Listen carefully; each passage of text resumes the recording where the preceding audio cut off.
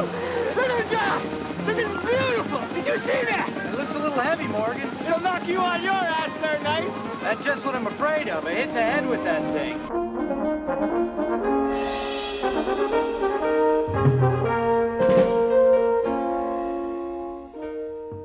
How did I get involved in Knightriders? I remember we were working on something else with George Romero, and he handed us a treatment, and it was called Knights, okay? And it was about, jousting on motorcycles, you know? And he couldn't use the word Knights because John Boorman was using the word Knights, so George had to change it to Knightriders, okay? And I remember he was casting in LA, casting in New York.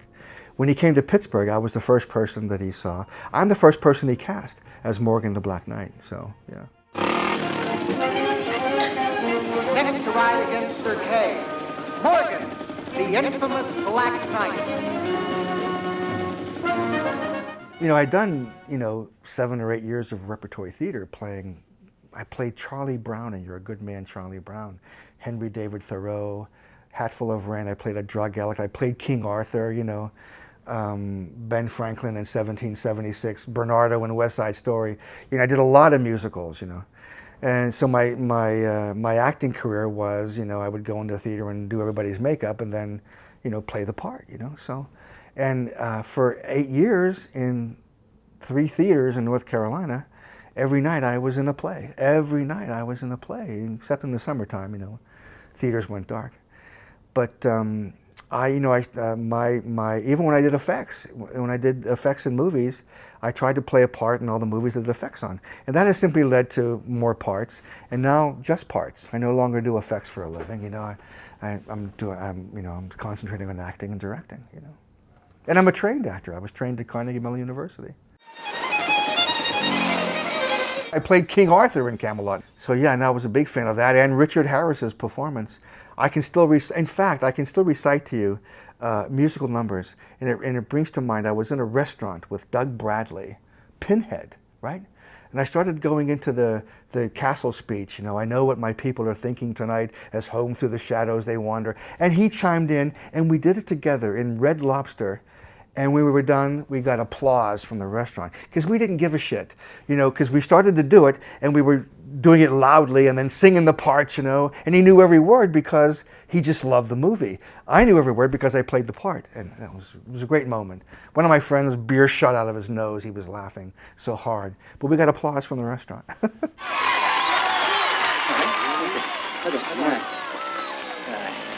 You almost made it, didn't you? Come on, pal. Basics, Morg.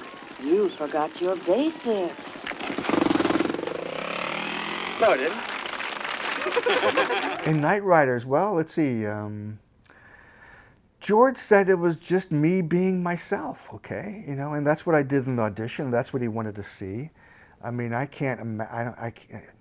direction from George was the first time he ever yelled at me, because we were rehearsing the fencing scene over the campfire. It was a montage when the day was over, and I accidentally got hit in the top of the head and blood was trickling down. And first time he ever yelled at me, "You got to be more careful than that. You're an actor in this. You're a lead. If something happens to you, blah blah blah." So but he says in interviews that he saw Morgan as a Tom Savini type. Okay, so it was just me being me,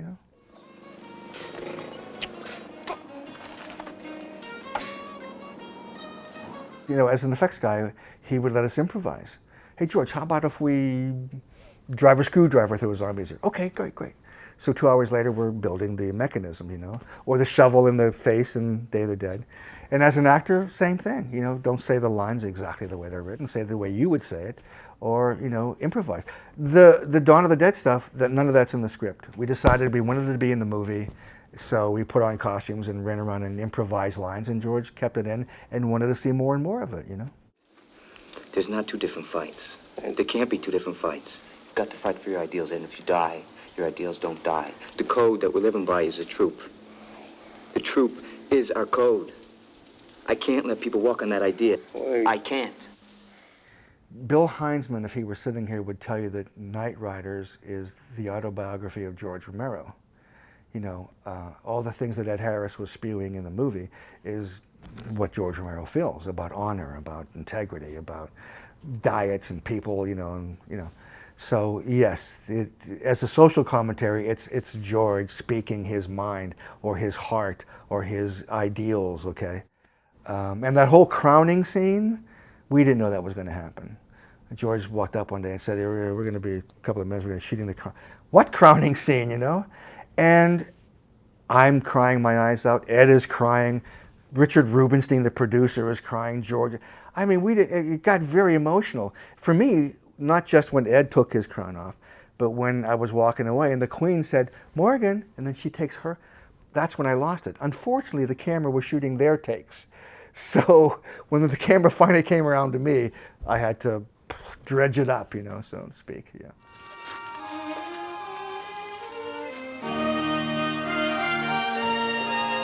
Ed Harris was just like another guy because he was not famous. He had done a movie with Charles Bronson called Borderline, but this was kind of like his first movie, you know. But as actors, as the characters, we had to have some reason to revolt against him. So me and Ed and all the nights were sitting in a hotel room, you know, we were playing cards and smoking or something, you know. And no, we weren't smoking because Ed said he's quit smoking. And we said to him, well, that's it, okay. If we ever see you smoking, that's it. We don't like you anymore. It's a revolt. You're not our idol. You're not our king. You're not somebody we look up to. And we caught him. We caught him smoking, or maybe he did it on purpose. But that was it. That was our motivation. Our simple motivation was catching Ed not smoking. You know, and that was our revolt. You know, that's why as characters we thought, yeah, he's not, you know, he's not king anymore. Okay. I made a decision. When this thing is over today, I'm taking off with this guy. I mean, he's offering me the world, and this is rapidly going into the toilet. And I deserve to be king. I had a bike, you know, a small bike. I had a bike in Texas. I had a bike in North Carolina, you know. So I was pretty good on the bike, you know. But the stunt guys were great trainers, and they could tell, you know, if you knew what you were doing or not. And if you didn't, well, you got more attention, you know, from them, you know. So, and I did all of my stunts except for the big cable off, you know, when the girl throws the things in the cable. And that poor stunt guy, Freddie Heiss, he bruised his thigh bones on the handlebars. And they did that stunt over and over again. So every time after that, they would saw the handlebars almost like halfway through, so they would break when the thighs hit them, you know. So, I mean, lots of stunt guys got hurt in that movie. And I remember the last stunt on the last day, 2 stunt guys did the cable off. And they jumped up and they went, we're okay. We didn't dislocate our shoulders or break a finger, you know. So they were very pleased not to have gotten hurt, you know.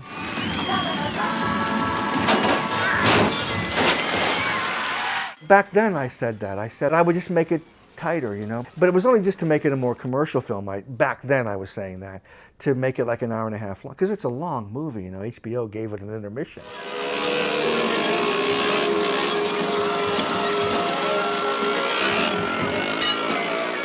But again, I have to say that for a long time that was my favorite movie to watch, you know.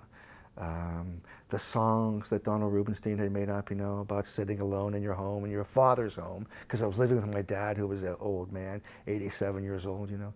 So a lot of that stuff struck home. Plus, get to wear armor, fence, ride motorcycles. Come on, it was the best summer I ever had, you know. This is your lucky day, sweetheart. I got a lot of energy after a big fight. Oh, I'm counting on that. You know, you have to have the right mindset for the film. You either like it or you don't, you know. A George Romero film, you're expecting heads to come off and blood and zombie. You know, it was a movie about honor and integrity, you know, and even to this day, George has trouble getting any other kind of movie, you know. I mean, the last Land of the Dead, Diary of the Dead, Survival of the Dead, you know, and he seems to only be getting financing for zombie films. That's, you know, the trap that he's in. You know those contracts? Burn them, baby. I tell you what, you know, when I do conventions, or if I go to a Renaissance fair, that's really where it is. The people that love that movie are the Renaissance fair performers, the guys who are really jousting. In fact, Tasso, my best friend, who played Ewan in Knightriders, went off to do it for real in Renaissance fairs all over the place, okay? For real on horseback, you know? So it's those people that love it, or the Society for Creative Anachronisms, you know, they love that movie, you know? So the appeal-wise, I mean, some people might find it silly, but if I said to you, hey, I'm going to watch a movie where a bunch of knights are jousting on motorcycles, well, I want to see that, you know? So, you know, there it is.